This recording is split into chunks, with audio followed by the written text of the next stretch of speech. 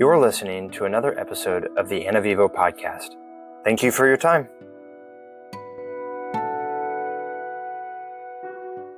Last week, I was at this castle in northern England, playing 24 hours of Dungeons & Dragons across 3 intense days. Here's how it works. D&D in the Castle puts on events like this throughout the year, with different DMs at every round. Players and DMs live and play on-site at the castle. If you want to play, you just buy a ticket. They're pretty expensive because it's a luxury event. You choose your DM when you book, but since there are only 6 players per table, lots of DMs sell out. DMs are invited, and then our travel and stay is covered and we're paid for our work. DMs have full control over our own table. We can run any kind of game we want as long as it's D&D. We meet our players online a few months in advance, so we don't have to waste time at the castle on game prep and character building. More on my game in another video. Once at the castle, you meet your group, there's an opening banquet, and the next day you dive straight into the campaign. For 3 days, you have 2 sessions a day. In your free time, there are optional activities like archery and mini painting. This was my second time DMing at the castle, and both times have been the most intense D&D experiences I've ever had. Exhausting, for sure, but extraordinary.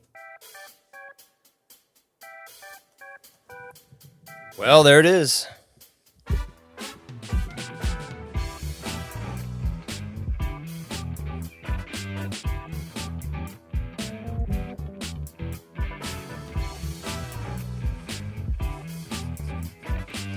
Ladies and gentlemen, welcome back to the Anna Vivo podcast. I'm your host, Tim C. Miller, here with my brother, Sizzly Steve, in another short...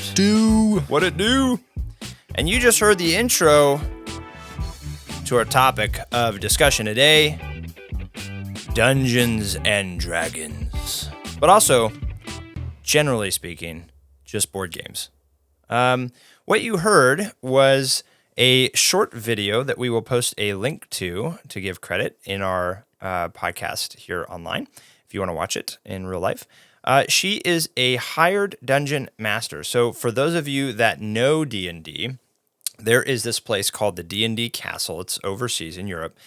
And for $3,700, you too can buy a ticket for 3 days. It gives you access to this luxury castle. You fly in there, you stay there on site. You can be in character your whole time. There was like 6 sessions, I think, that you play, and you hire her or somebody like her as your dungeon master. And so she knows all of the rules of the game. Very quick. These hired people are paid for their travel and everything is covered. And they come out and they host the game for a table of 6. And so you could come with your friends and that are all on the same team. You could just buy one ticket and show up and be placed at a table. But it's a pretty cool and immersive experience where you get to live as this character. It's sort of like a Renaissance fair full time for 3 days. And in between sessions, as you heard in the video, there's archery and music and eating and all sorts of things like that. But then, of course, you get to play the game, which is probably the best part. So that is probably on one end of the spectrum, the pinnacle of what board game life can be. And on the other end of the spectrum, you have me and my brother Steven and others that do also play the game, but very not intensely and definitely nowhere near that extreme. Yeah, I think I one time was asked to play with some friends, and they said, "Do you have a costume?" And I had to go buy a black shirt and black pants. For those of you not familiar with Dungeons and Dragons, as demonic as the name may sound, and as something that I don't know that we were allowed to play or encouraged to play. I mean, we weren't even allowed to read. About Harry Potter, yeah. Yeah, we weren't even allowed to read Harry Potter. Anything mythical or magical was frowned upon. Not to call out my own lovely parents, whom I love dearly, and did the best job that they could, and probably I would do the same for my kids in certain situations. But Dungeons and Dragons is not necessarily a demonic. You can certainly play the game that way with a lot of demons and things like that. But in essence, the game is an imaginary game where you embody a character of your choice and come up with your own name and come up with your own skill sets and race and costume and things like that. And then you join together with your band of merry other adventurers, and you go on a mission together. And there's one person at the end of the table who is called the Dungeon Master. They are the game host, and they are basically acting as the enemy or the storyteller in this game, and they've got all of the knowledge and all of the rules of how they design the game. And so one example I'll give is one that my brother Ben did for us. He was the game host or the Dungeon Master, and in this version, we were all adventurers out at sea in a water world, essentially, with like 9 or 10 different islands all around. And these 3 pirates had stolen treasure many, many years ago and had hidden it. And one of the pirates stole it all or something like that. And there was a curse that took effect on this one pirate that made him live forever because he was so greedy. He stole the treasure. And our job was to go find this treasure and relieve the people of this island kingdom from this overlord and this curse. And so we kind of traveled from island to island, and we would roll dice and say, okay, I'm going to go here. And, you move in your mind, I'm moving these many places. Or in this case, he had actually built out a board for us to visually see this, which was really cool. And our little characters were denoted as Lego characters. And we kind of could see when you roll the dice, oh, I get to move 5 spaces. Oh, I get to see my Lego character move 5 spaces. So you don't have to be that creative. And that took a lot of work and was really cool for Ben to do for us. And then we just sort of adventured around, and you can,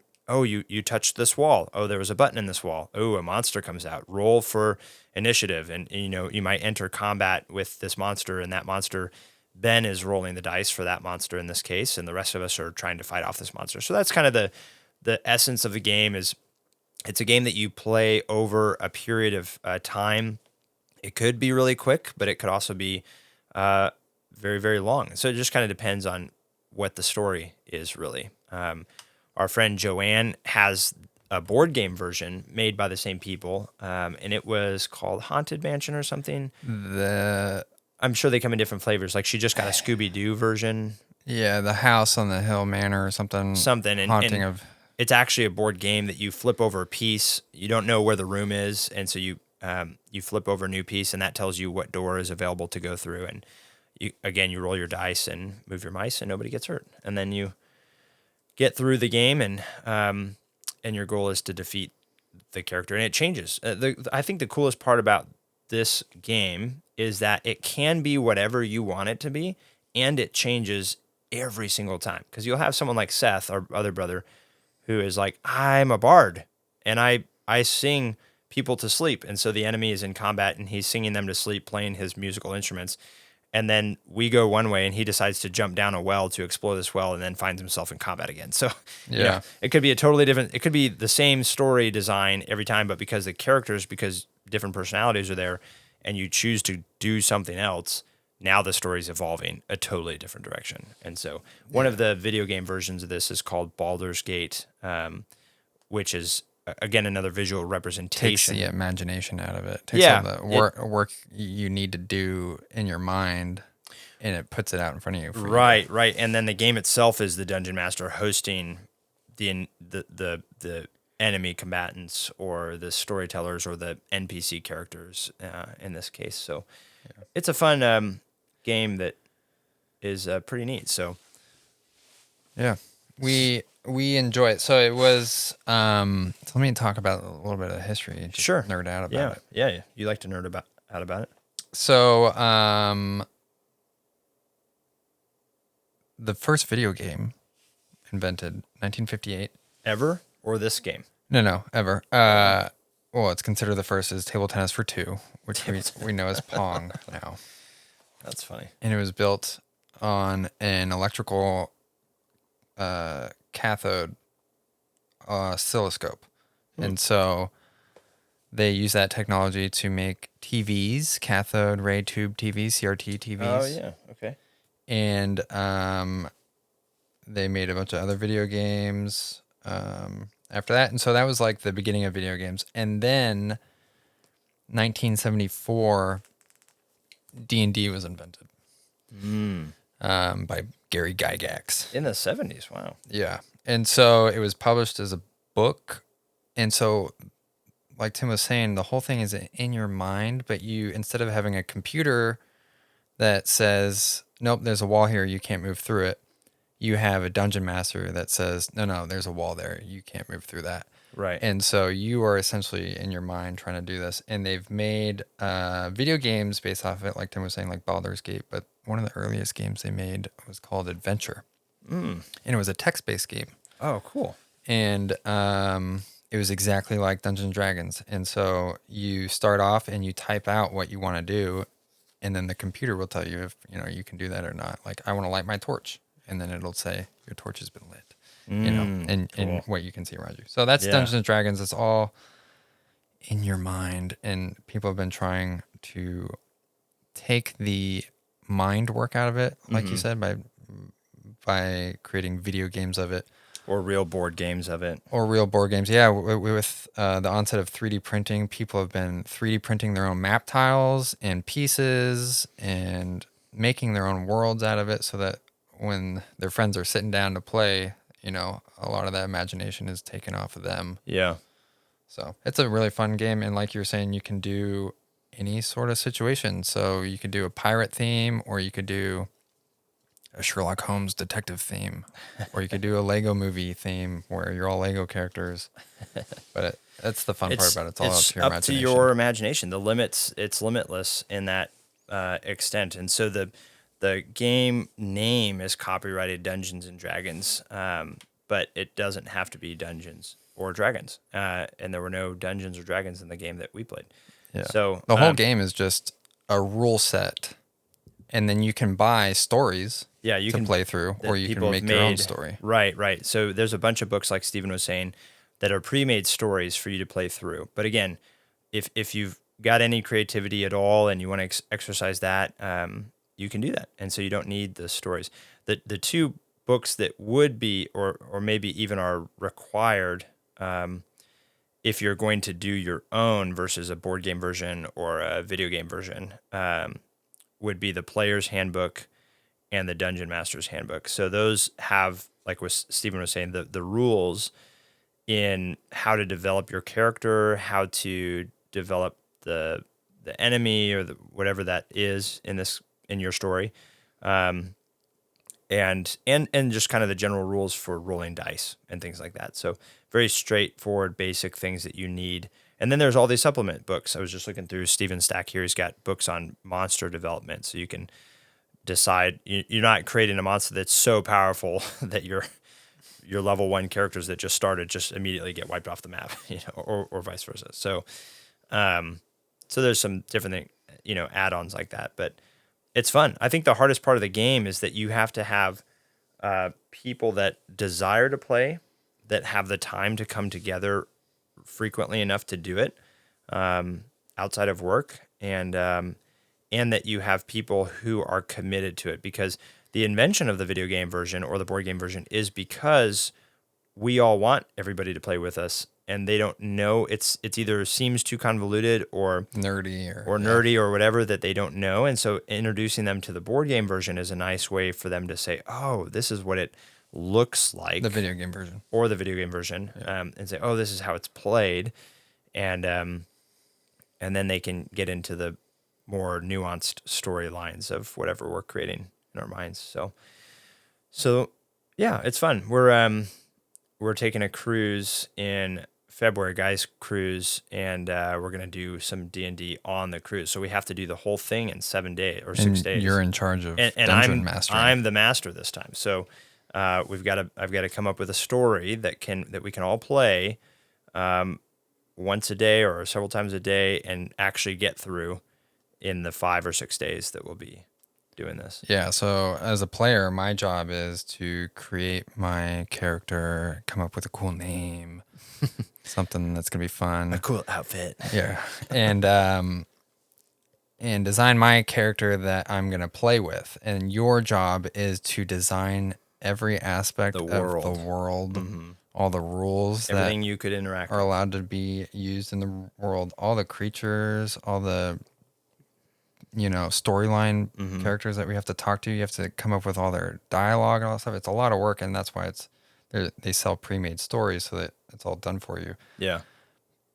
but it shows how robust this game is because it's literally just one book of rules, and you can take that and story build out an entire. People have been playing certain stories for decades. There's this one, The same story. the same story. I saw this group of friends. They've been playing for 40 years. Is what their game has been going on. Wow. Which that's like as long as the game's been invented. So, Or even, I mean, Baldur's Gate is a good example of the story itself, or the map itself, I guess, is the same every time you play. But depending on how you interact with certain characters at different levels, it changes the story in that world. So even a pre-built game like that can have multiple, it can be played for years. I mean, how long has that game been out? I mean, 76 or whatever. No, Baldur's Gate. Oh, 90. That came out in 98. And it's this, I mean, so, and you can change, no matter how you interact with the characters, it changes. If you've played Skyrim before, it's sort of, that would probably be, if you've never played D&D, but you've played Skyrim, I would say D&D is similar in that it's an open world concept where however you interact with different characters will change. Yeah, you want to go story. steal from that shopkeep, and then he's going to ban you from his store for the rest of his life. Yeah. So it's good. So today's episode is an introduction to that, but also just board games in general. We've got a lot of board games. We enjoy playing board games. What are some of your favorite board games to play, Stephen? Growing up, the first board game I learned how to play was tic-tac-toe. And so after mastering tic-tac-toe... What a nuanced game. Yes. I realized that you can force a draw every single time. Mm. And so I was like, this is a child's game. You know, any game that can be forced into a certain result is not a good game, not a good design game. And so then Dad taught me how to play chess, and I fell in love with that. And even that, to a certain extent, you can force an outcome. There's only so many moves. There's 45,000 moves, possible moves. But even that, to an extent, you can force an outcome. And so it's still, that was probably the most like, this is like a skill-based game. Yeah. But then I found out like, there are computers that play this game. So clearly it's not that skill-based. It's all just... if he does this, do this. Yeah. And then it wasn't really until Monopoly that I fell in love with long form. Let's break for today and come back tomorrow and pick up where we left off and just go at it. Yeah. And Monopoly is one of those games where it's different every single time. Yeah. And you might be having an argument with one of your brothers, and so he's going to stick it to you every time. So there's some real world consequences involved in the game. yeah, and a computer can't come in and determine, oh, this is how I win every single time. Right. It's all happen chance and dice roll, and yeah, I enjoy that. Risk, Axis, I and don't allies. like risk, no. But it's a similar long form. Yep, chance based. Yeah. Skill and chance. Strategy. Yeah. Yeah. Yeah. Yeah, I like that. I think my favorite part about it, about board games in general, is the snacks. And the conversation. The people. I like it, it brings people together, and so I usually design a gameplay around the people that are coming over. So if I know people are coming over that just hate games, I'll pull out something that's Jackbox. Simple. Yeah, that's simple that we can play together and invites conversation, or that doesn't take a whole lot of thinking, or that doesn't breed animosity. Could be a real thing for some people, and they take it personally. So Code names. I was thinking Catan, but yeah. Oh yeah. I will not trade my sheep with you. And so it really, for me, it's about the company, and but I do prefer long form games like that because it gives you something to look forward to at the end of the day or after work, and like, ooh, this will be fun. Bring the kids into this, or play this, or we're gonna have. Do we bring the chips and salsa for this tonight? And and it puts more weight on each move you make, because it's like, I've spent so much time building up this monopoly of properties or whatever it is. Army, or I don't want to just throw it away. or whatever. Yeah, and it builds relationships and things like that. And so from the dawn of time, I would assume people have been playing games in some form or another. And so they come in all sorts of categories. If I had a different life, I think one of my jobs would be as a game store owner and designing different sections of my store for different style games. For instance, one of the categories of games that I really enjoy are outside leisure games is what I would call them, and they're things that you can pack in your car and bring with you camping or to the beach or whatever. So and like my little bocce ball cornhole. is one, or your little mini cornhole is one, or ring toss, or there's tribes. Carnival games. Yeah, there's tribes that grab a bunch of rocks and play skip rock and with sticks. So like just inventing the creativity it takes for us as humans to think of something designed as fun, and then two, to be able to do it with the limited amount of resources someone may have is pretty awesome. It's not like Cones of Dunshire on Parks and Rec. Like that game is, if you've seen Parks and Rec, he invented this game called Cones of Dunshire, which is a very convoluted Dungeons and Dragons. basically a form of Dungeons and Dragons or something like that.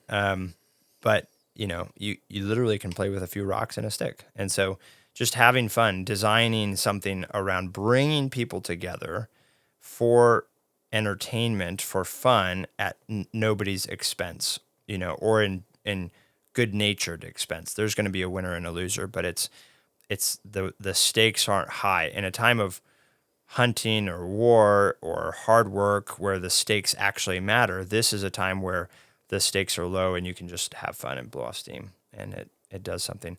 And then it gets you out too, depending on the game. Could be kite flying. We just flew a bunch of kites, and that's a lot of fun for me. And so it gets you outside. You're not just sitting on a couch and intaking things. You're actually involved in doing things. And so it forces us as humans out into the world around us. Pokemon Go or the precursor to that, made by Niantic, Ingress, was a fun out in the world game where you would essentially be playing capture the flag on your phone.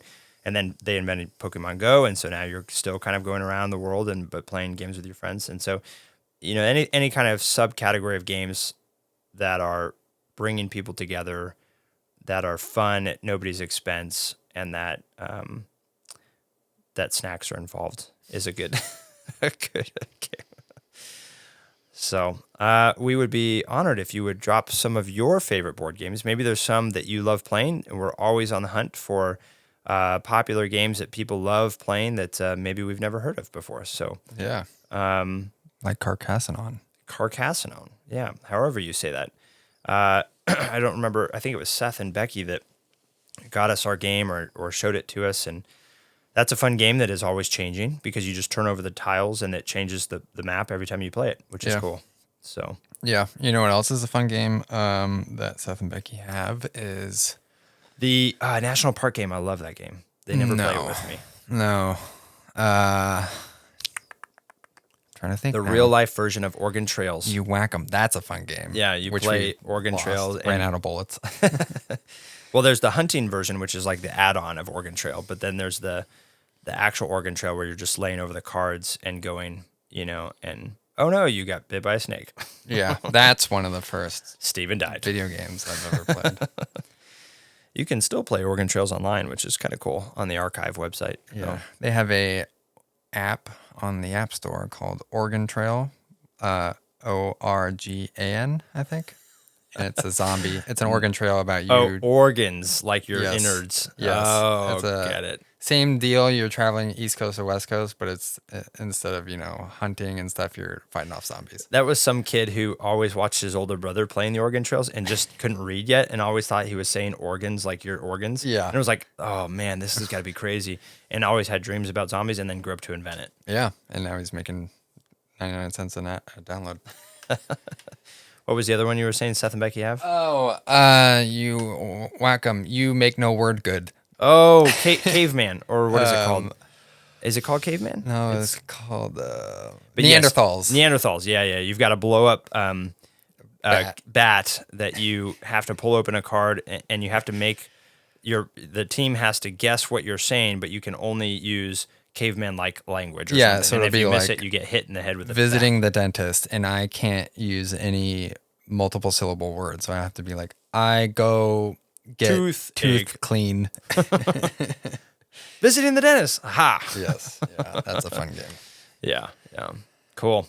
All right. Well, thank you all again for tuning in to another episode of the Ana Vivo podcast. If you have a favorite game that you love to play that brings people together and snacks are involved, we would love to hear about that. Feel free to email tim.c.miller@outlook.com. Hit us up at anavivo.com. Steven. And as my nephews would say, thanks for listening.